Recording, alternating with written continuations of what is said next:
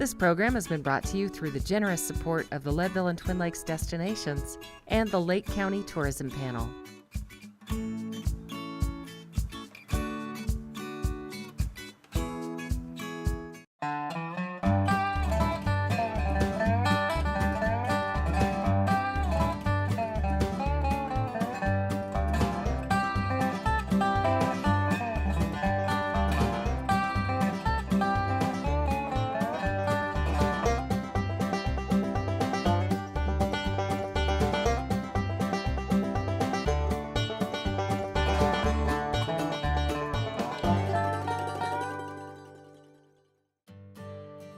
Welcome to Street Level. I'm your host, Juliana Brosti. In this episode, we're continuing to explore the highest city in North America, Leadville, Colorado. Known as the Smithsonian of the Rockies, the National Hall of Fame and Mining Museum is on a mission to tell the story of mining, its people, and its importance to the American public. Mining has played a central role in Leadville, and one of its most famous legacies will forever be tied to the matchless mine. Baby Doe Tabor was known as one of the most beautiful, flamboyant, and alluring women in the mining West. Hers was a rags to riches to rags again tale. The second wife of Horace Tabor was haunted by scandal for interfering in his first marriage to Augusta Tabor, a prominent philanthropist. Baby Doe's beauty and privilege afforded her the finest the Rockies had to offer, until her husband died, a destitute man. Her lavish lifestyle ended in poverty and solitude. For the final 3 decades of her life, she spent much of her time in a shack on the site of the matchless mine, where she passed away at the age of 81 in 1935. Her legend lives on in print, film, and an opera in her honor titled The Ballad of Baby Doe. Next up, I want to show you one of Leadville's hidden treasures. Did you know this area has over 100 miles of groomed trails? Let's check it out. Surrounded by 14,000-foot peaks and thousands of acres of gorgeous wilderness space, you'll find a hidden treasure. Miles and miles of groomed trails to explore. It's a winter paradise for a wide range of sports. One of the best ways to get the lay of the land is to go with a local. My name is Bob Hartzell, and I am with the snowmobile club that grooms on the east side. Let's hop in the Cat and I'll show you around. In these parts, there's probably no one who knows the land better than Bob, the former director of the National Mining Hall of Fame and Museum and an avid outdoorsman. He's going to show me around the East Side Mining District. While the scenery is gorgeous, the history is equally fascinating. So we're going up into the old mining district. Gold was discovered one gulch over back in 1860, and that panned out pretty quick. People were starting to leave Leadville, and then a couple guys discovered the fact that, hey, we've got silver up here too. You know, that's kind of a long story short. The trails on the east side of Leadville are filled with abandoned mines, and they were owned by some pretty illustrious characters. J.J. Brown co-owned the Little Johnny Mine, and by 1893, the mine was shipping 135 tons of gold per day. The gold was so pure and the vein was so wide that it was considered to be the world's richest gold strike. But even with all his wealth, J.J. Brown's wife, Margaret, is the one more widely known in the history books. She was a passenger in 1912 on the Titanic, the infamous British ocean liner that collided with an iceberg and sank in the North Atlantic Ocean. Margaret was one of the few survivors, which earned her a new nickname, the unsinkable Molly Brown. Gold was discovered in Leadville in 1860, and some mines were active until 1999. During that time, the Leadville district produced about 28.9 million tons of ore. But there's more than gold and silver to discover in the backcountry. Okay, so right now we are at the bottom of Mosquito Pass. Now in the summer, this is a very popular place to play. Mosquito Pass isn't for the faint of heart. It's one of the highest mounted roads in Colorado, and it's nicknamed the Highway of Frozen Death. That's why the road is closed during the winter months. We're going to go up to a place called the Veneer Shaft, but as much as anything, it's my favorite viewpoint in Lake County because you can see probably 10 14ers, you can see the Continental Divide, you can see Leadville, Turquoise Lake.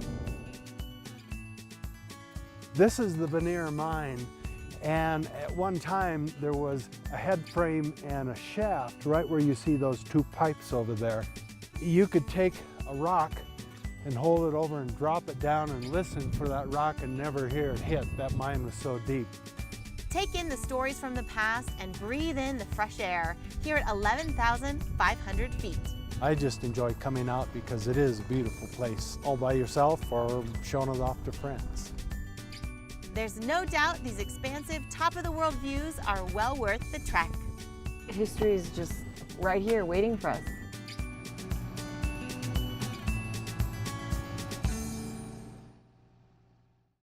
This is the Silver Dollar Saloon, built in 1879. Interestingly, it's the oldest continuously operated saloon in Colorado. It acquired its current name after Prohibition, hosting the likes of Molly Brown, Wyatt Earp, Doc Holliday, and Oscar Wilde. This legendary watering hole maintains its original flooring, custom bar, and diamond dust mirrors as a testament to the Wild West. The saloon is also a living tribute to Rosemary Echo Tabor, otherwise known as Silver Dollar, the second daughter of Horace and Baby Doe. She was just as beautiful and fiercely independent as her mother. She railed against social norms and had many different aspirations of becoming a poet, a novelist, and an actress. Silver Dollar was working in Chicago as a chorus girl when she was met by an untimely and mysterious death 10 years prior to her mother's passing. Well, some claim that Leadville locals have been racing their bikes at night in the snow many years before fat tire bikes even existed. I met up with Brian Fedema of Cycles of Life to get the skinny on fat biking.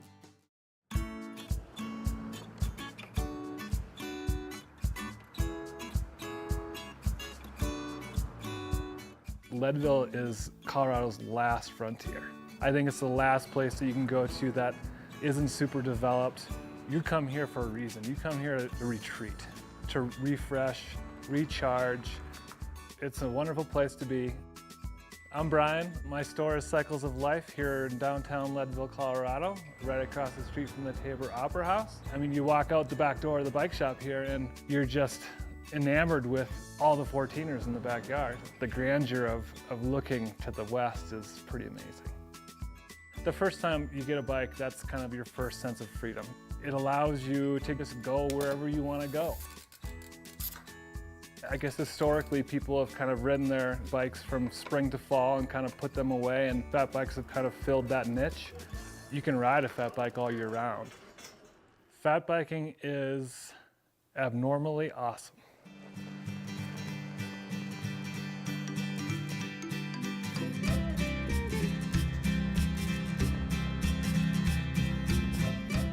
It's meditating, comforting. Fat biking is zen.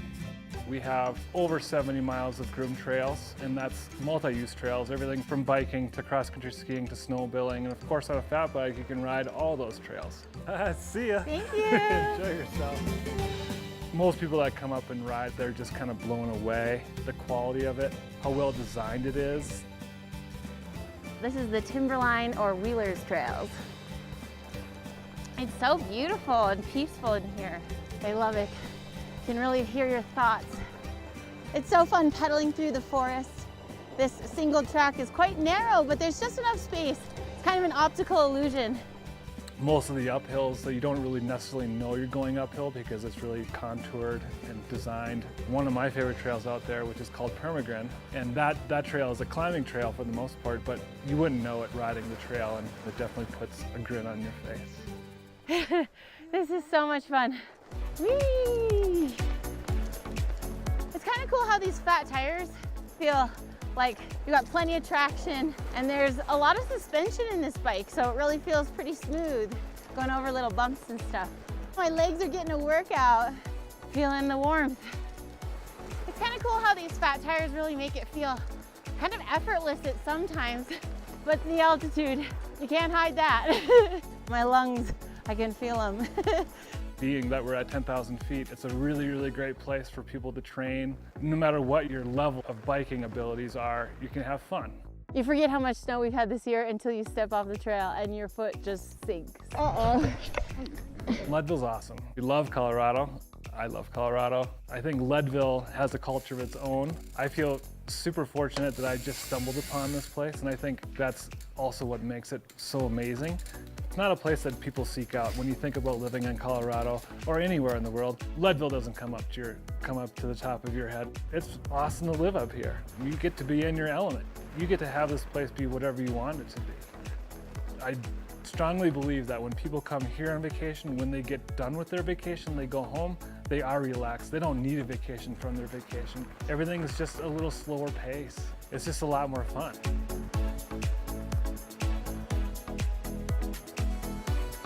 They describe Leadville more of like a spirit.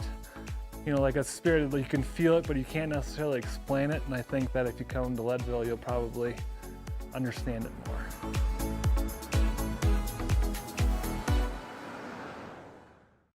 The Herald-Democrat published its first edition in 1879, and for nearly 140 years, its dedicated journalists have covered the Leadville beat.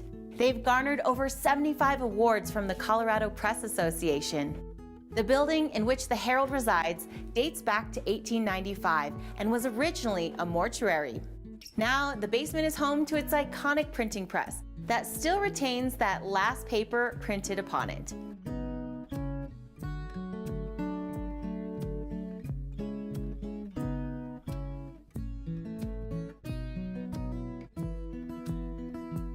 The Herald-Democrat is going strong as Lake County's source for breaking news. Now we're headed back outdoors for a one-of-a-kind expedition to Tennessee Pass Cookhouse, and we'll discover a cool way to sleep under the stars.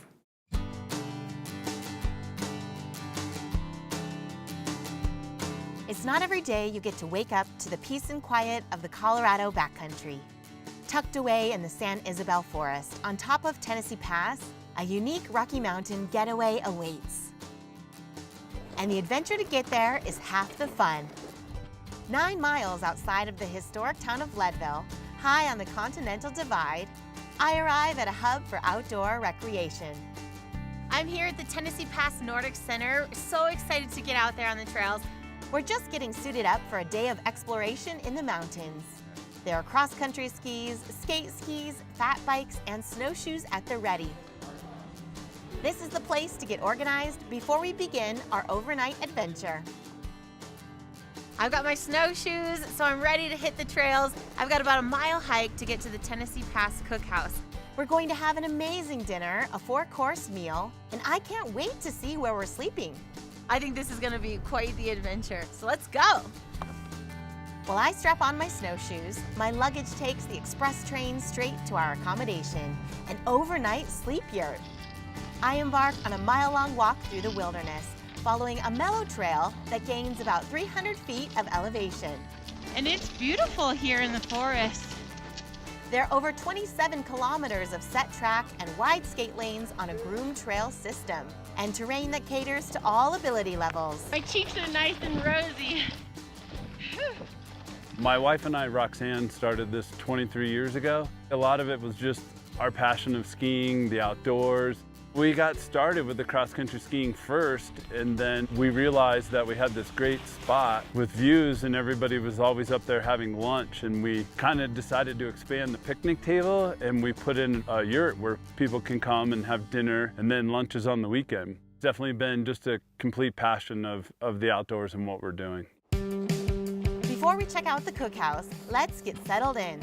By now, we're just steps away from our home away from home, at nearly 11,000 feet in elevation. I'm spending the night in one of 4 sleep yurts right here in the backcountry. While they're off the grid with no electricity, I'm surprised by the level of service up here. No assembly required, my luggage has already beaten me, and the fire is cracking. These exotic abodes promise an off-the-beaten-path experience combined with the comforts of home, glamping in the Colorado Rockies. Whoa! Home sweet home.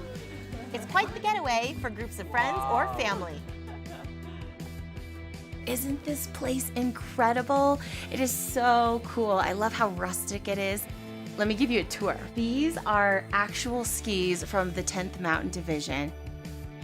There's a wood-burning stove to keep you nice and toasty. It really warms up the room. And plenty of supply to keep you warm overnight. So each sleep here sleeps 6. You've got a double bed as well as a double bunk bed. The beds come with linens and down comforters. You'll wake up rested and ready to explore the area. And there's a little kitchen, so you can do a full meal. There's running water. You can actually drink the water. You can even order room service, so they'll bring you a little breakfast basket. This place is pretty luxurious. Definitely my style of camping. You can truly just relax. You can feel like you're really out in nature, but you don't have to really sacrifice the comforts of home. As long as you're cool with the outhouse, which is certainly a luxury when it comes to camping. And you have a private one at that, right next to your yurt.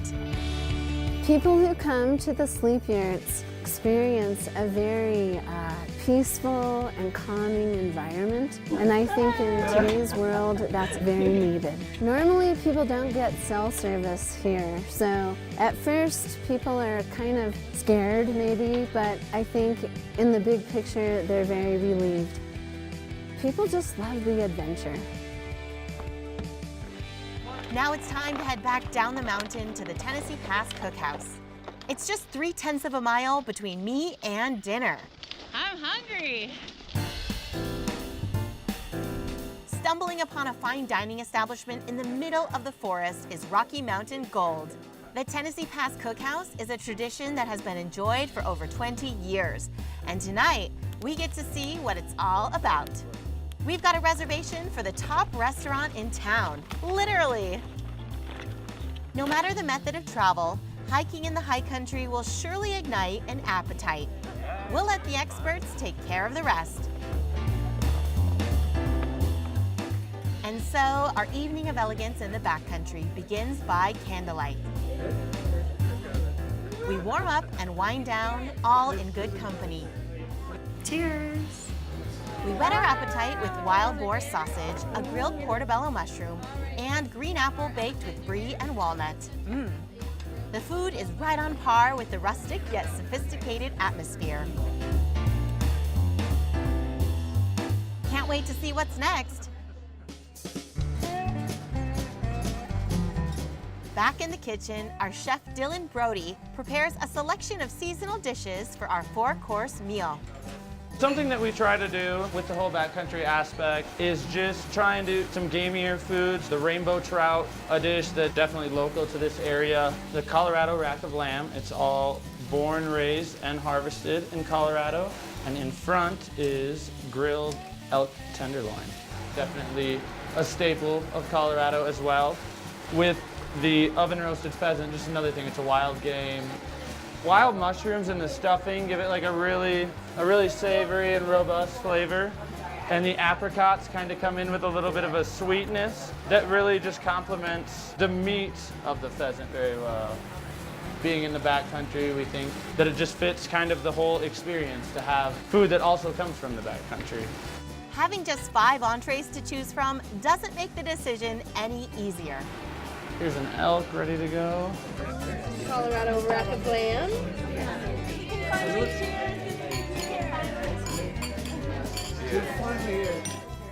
Oh, yum. A gourmet meal here in the mountains, it just doesn't get any better. We reminisce on our day of adventure and we've been busy. The Nordic Center, Sleep Yurts, and Cookhouse are quite the trio of experiences here in the Colorado backcountry. Luckily, we've saved some room for dessert, and we've saved just enough energy for the walk back home.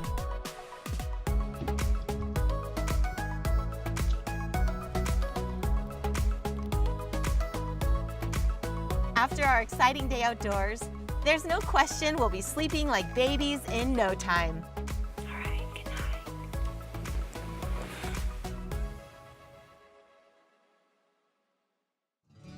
We've had a wonderful time here in the city in the clouds, a place where you can truly be in your element.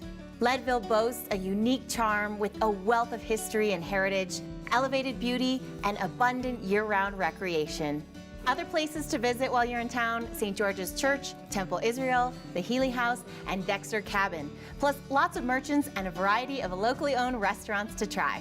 Special thanks to Lake County Tourism Panel, the Silver King Inn and Suites, and the Denver Public Library's Western History and Genealogy Archives. Thank you for joining us. I'm your host, Juliana Brosti, and this is Street Level.